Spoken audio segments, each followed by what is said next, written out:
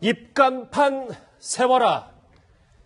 박 전 대통령의 요상한 송중기 아리 얘기를 해보겠습니다. 송중기 아리.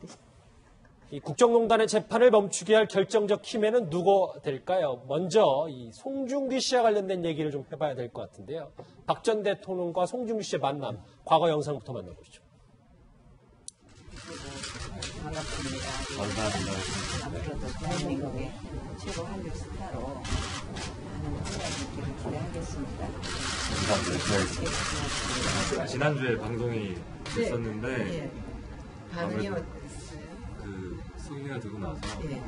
중국을 비롯해서 아시아에서 좀 많이 인기가 많은 것 같습니다. 네. 이게 이제 중국 삼계탕이나 다른 나라 삼계탕들이 이렇게 섞여서 그런 것들이 좀 많이 나오고 있다고 저도 들었는데요.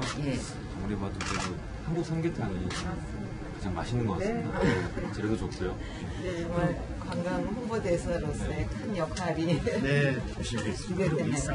이게 제일 이쁘네요. 이게 제일 이쁘네요. 저 때는 우리가 이런 생각을 갖고 보지는 않았었는데 이제 안종범 전 수석의 새롭게 발견된 수첩에서 이런 얘기들이 드러났습니다. 오른쪽에 준비한 게 있습니다. 제목은 이렇습니다. 결정적 한방 도대체 누구 입에서? 이 얘기는 제목만 봐도 너무 궁금해요. 송중기 입간판 얘기입니다. 이수희 변호사님. 이 박 전 대통령이 특정 배우, 특정 드라마와 관련된 지시를 한 정황이 드러났다면서요.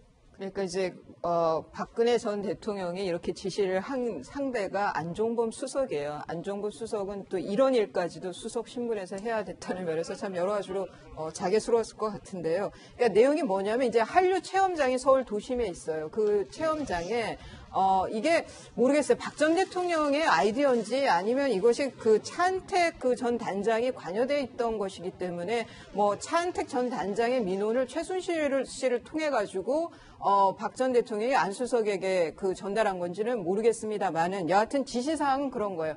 영문 홈페이지 이렇게 좀 해봐라. 뭐 홈페이지에 동영상을 한번 좀 올려라. 그리고 관 앞에, 체험장 앞에 송중기 입간판을 세워놔라. 뭐 이런 굉장히 세세한 지시를 했다는 거죠. 이게 거의 실무자들이 할 만한 일을 대통령께서 지시를 했다는 면에 있어서 좀 황당하기도 하고 씁쓸하기도 하고 그런 보도입니다. 예, 노 변호사님 물론 문화 영상에 관심이 많은 대통령이 이런 지시를 하는 건 어찌 보면 당연할 수도 있겠지만 예산도 굉장히 확대 편성됐고요. 지시도 말씀처럼 상당히 구체적이에요. 그러니까요. K-스타일 허브라고 하는 곳에서 이제 한류와 관련해서 송중기 씨에 대한 것을 좀 강화시켜라 하는 것까지는 이해를 우리가 할 수 있겠죠.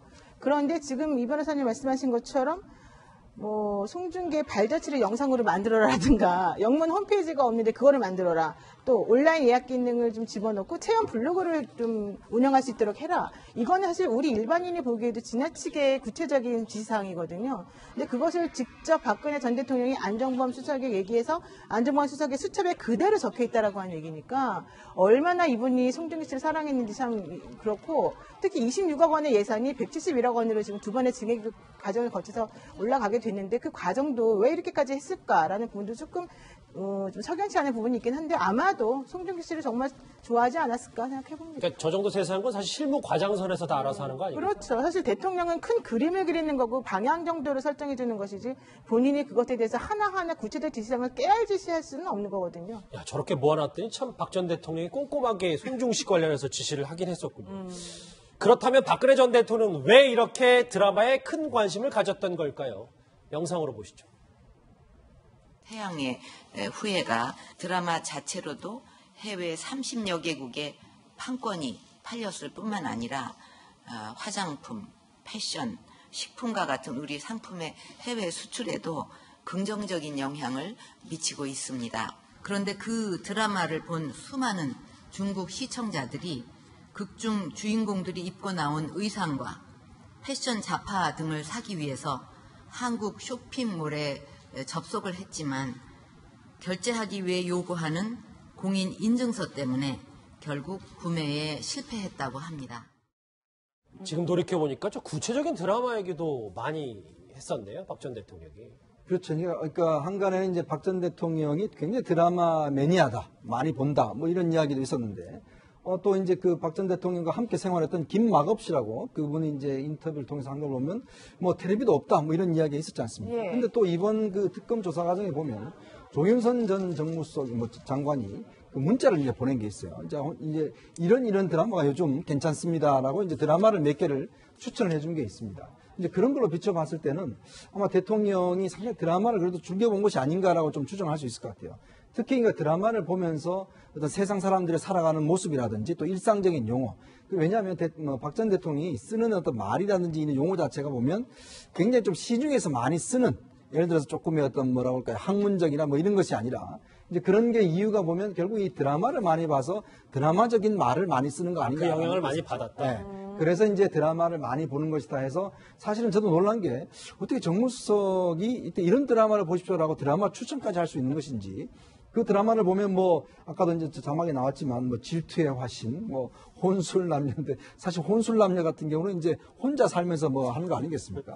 이제 그런 걸 또 보라고 그러는지 모르겠습니다. 어쨌거나 박 전 대통령이 드라마를 참 좋아하긴 좋아하고 특히 이제 우리 한류 스타를 상당히 좋아하긴 뭐 사실인 것 같습니다. 예, 어쨌든 지금 박 전 대통령 뭐 문학의 블랙리스트 때문에 재판까지 받고 있는 상황인데 문화 융성에 관심이 많았던 건 사실이에요. 저희가 박 정부의 문화 정책을 어떻게 평가해 볼 수 있을까요? 아니 문화 융성이나 문화 정책에 관심을 많이 가지는 게 참 좋은 일이죠. 좋은 일인데 이제 굉장히 좀 편향되는 방식으로 하셨기 때문에 좀 문제가 있고 더군다나 이런 이제 문화 융성 뭐 드라마 한류 이런 걸 가지고 창조 경제하고 이걸 이제 하나로 이렇게 엮어내려고 한 거 아닙니까? 근데 우리가 박근혜 정권 하에서 제일 뭐 몰랐던 것 중에 하나가 도대체 창조 경제가 뭔지를 아무도 몰랐다는 거 아닙니까? 근데 이제 대통령은 그런 면에서 약간 좀 초조했을 거예요. 그렇기 때문에 이 창조 경제를 만들어내기 위해서 여러 가지를 이야기했지만 뚜렷한 성과가 없었기 때문에 이 한류라는 그 어떤 드라마라든지 이런 걸 통해서 그 아마 성과를 국민들한테 내놓고 싶었던 그런 욕심이 있지 않느냐. 그러다 보니까 이런 대중문화와 창조 경제를 좀 지나치게 이렇게 억지로 연결시키다 보니까 그 대중 스타들에 대해서도 지나치게 좀 강조하는 그런 면들이 나오지 않았나 그렇게 평가하고 싶습니다. 다만 이때 뭐 제가 지나가는 이야기를 한 말씀 드리면은 송중기를 저 불러서 이제 대통령 옆에 세우지 않았습니까? 그렇죠. 그때 여성 시청자들 또 송중기를 좋아하는 여성 팬들이 난리가 났습니다. 그래서 왜 대통령이 송중기를 독점하느냐 이렇게 해가지고 그때 새누리당의 지지도와 대통령의 지지도가 떨어졌다 이런 이야기들이 있습니다. 진짜 지나가는 얘기네요. 그렇습니다. 이수희 변호사님. 박 전 대통령이 얼마나 세세하고 꼼꼼했는지가 저 송중기 씨 입간판도 있지만 세브란스 병원장 인사 개입 정황도 이 새 수첩에서 좀 드러나는데 저것도 좀 많이 충격적이더라고요. 그러니까 이게 이제 2016년 7월 3일인데 이병석 그 박 전 대통령의 그 주치의였죠. 그 주치의가 이제 그 주치의 자리에서 물러나면서 후의 자리를 좀 뒤를 봐줬다. 보통 이렇게 뒤봐준다는 표현을 쓰죠. 근데 측근들 특히 청와대에서 근무했던 그 사람들을 이후 자리를 챙겨주고 한 거는 정치권에서 있어 왔던 일이에요. 하지만 뭐 그거는 이제 그걸 그래서 관례처럼 뭐 내 사람 챙기는 정도로 생각한 거 그게 좀 시대착오적일 수도 있죠. 특히나 그 과정에서 안종범 전 수석에게 지시를 해서 안 수석이 이준석 그 교육부총리한테 다시 또 부탁을 해서 또 교육부총리가 연세대 총장에게 이 사실을 얘기를 했다는 거죠. 그러면 이게 사립학교의 경우에는 교육부가 목줄을 재고 있는 곳이거든요. 그러면 당연히 외압으로 받아들일 수밖에 없는 과정인 건데, 뭐 결과적으로는 또 그 세브란스 병원장에 또 임명이 됐어요. 그리고 또 이병석 이병석 그 원장이 최순실 씨를 만났다라는 진술도 했었고요. 그렇죠. 그런 면에서 보면은 결국 박 전 대통령이 이런 청탁을 하게 된 배경이 최순실의 입김이었다는 게 다시 한번 드러나는 거기 때문에 굉장히 좀 씁쓸합니다. 이 보도도. 그 연결고리를 짐작케 하는 발언이 과거에 이 국정농단 청문회 때 나왔었는데 목소리 같이 들어보시죠. 지금 김영재 증인이 최순실 씨를 이병석 원장이 소개해서 만났다고 그랬죠. 네. 이병석 그 증인께서는 어떻게 최순실을 만났어요? 5, 6년 전에 저한테 진료를 받으러 왔었습니다. 세브란스로요? 예, 예. 그래가지고 알게 되셔가지고 환자로 왔었잖아요. 그렇죠. 그런데 어떻게 해서 이런 관계가 형성이 될 수 있어요? 김영재를 소개시켜 줄 수 있고? 제가 주치의가 되고 나서 어떻게든 저한테 전화가 왔었습니다. 네, 그렇다면 결국 이번에 박 전 대통령이 최순실 씨의 해결사 역할을 자처했다. 이렇게 볼 수 있을까요? 그렇죠. 이제 이병석 원장이 그 김영재 원장을 최순실 씨에게 소개시켜 주었다라고 하는 게 다 알려진 사실이고, 또 그 당시에 2013년 2월에 그 박 전 대통령의 주치의로 이제 이 이병석 원장이 임명이 되고, 그 이후에 계속해서 최순실 씨와 관계를 가져오다가 작년 6월에 선거가 있었습니다. 연세의료원장. 그때 이제 그 총장이 지명하는 거였는데, 그때 당시 3명의 후보가 올라갔었었는데, 그게 6월 말 정도였었는데, 그 기간 동안에 장시호 씨가 연세대학교 세브란스 병원에 입원해 있었나 봐요. 그래서 최순실 씨가 이제 장시호 씨를 만나러 병원에 갔는데, 간 김에 이병석 원장을 만난 거예요. 그래서 이러이러한 고통이 있다, 선거하는데 힘들다라고 얘기를 했다는 거죠. 그랬더니 바로 그 다음에 7월 3일 안종범 전 수석의 수첩에 이 이병석 원장에 대한 뭐 그 교육부 장관이 어떤 식으로 좀 압력을 행사라고 하는 내용이 좀 들어가 있었고, 그리고 실질적으로 이 7월 13일에 박근혜 전 대통령에게 이 이병석 원장의 거취에 대해서 얘기를 해주었고, 이 이병석 원장의 거취에 대한 얘기를 들은 박 전 대통령이 안종범 수석에게 지시를 했고, 안종범 수석이 정말로 그 당시에 그 이준식 그 교육부 장관에게 전화를 해서 당시에 그 연세대학교 총장이었던 김용학 총장에게 연락을 해서 이 연세대학교 세브란스 병원장까지 연결이 됐다는 거거든요. 정말로 치밀하고 열심히 일관적으로 이렇게 지원을 해준 게 아닌가라고 생각이 좀 듭니다. 예. 정리 좀 해볼게요. 오른쪽에 준비한 거 한번 같이 보십시오. 이 보면 어찌됐건 꼼꼼하고 치밀했던 박 전 대통령이 안종범 전 수석의 세수첩에서 드러났는데, 결정적 한방 누구 입에서 이 사람 얘기를 좀 해봐야 될 것 같습니다. 왜냐하면 1시간 전쯤에 우병우 전 수석이 언론에 한 2달 만에 모습을 드러냈습니다. 방금 전 모습 화면으로 만나보시죠. 국정농단 모른다는 입장 아직 유효하십니까? 그렇습니다. 오늘 제가 재판받으러 왔기 때문에 그런 말씀을 드릴 자리가 아닌 것 같습니다. 국민들께 한 말씀 해주시죠. 오늘 재판받으러 왔기 때문에 성실히 재판받겠다, 그런 말씀을 드리겠습니다. 예, 뭐 이수희 변호사님, 국민들에게 한마디 해달라고 하니까 성실히 재판받겠다, 뭐 일종의 기싸움을 하는 건가요? 아니, 저는 저 똑같은 답변을 청문회 때도 똑같이 했었어요. 그러니까 유사한 답변을 했어요. 뭐 성실히 임하겠다. 뭐 나중에 영장 실질 때도 저랬었고, 그 뻣뻣한 태도는 뭐 전혀 변함이 없는데, 지금 이제 그 4가지 혐의로 지금 기소가 됐는데요. 거기에 대해서 우병우 전 수석 측의 이 대응이 만만치 않아요. 법리적으로 다투는 것이. 그래서 뭐 불구속 상태이겠다, 뭐 또 법리적으로도 좀 탄탄하게 준비되어 있는 모습이 보이기 때문에 결과가 어찌 될지 좀 그 귀추가 주목이 됩니다. 그러니까 첫 재판에 출석한 건데, 이현정 의원님, 저 우병우 전 수석의 화면을, 오늘 모습을 보니까 2달 전에 이제 구속되냐 마냐에 고민했던 것과는 달리 조금 이제 표정도 좀 밝아지고 건강도 회복을 좀 한 것 같아요. 그렇습니다. 얼굴 뭐 예전보다 많이 좋아진 것 같고, 또 뭐 태도도 좀 여유로워진 것 같아요. 아무래도 이제 지난번에 뭐 구속은 면했기 때문에 일단 뭐 재판 과정은 아마 본인도 좀 자신이 있어 한 그런 뭐 생각이 있는 것 같아요. 아무래도 이제 본인도 법률가고 또 나름대로 지금 법률적 지원을 많이 받고 있지 않습니까?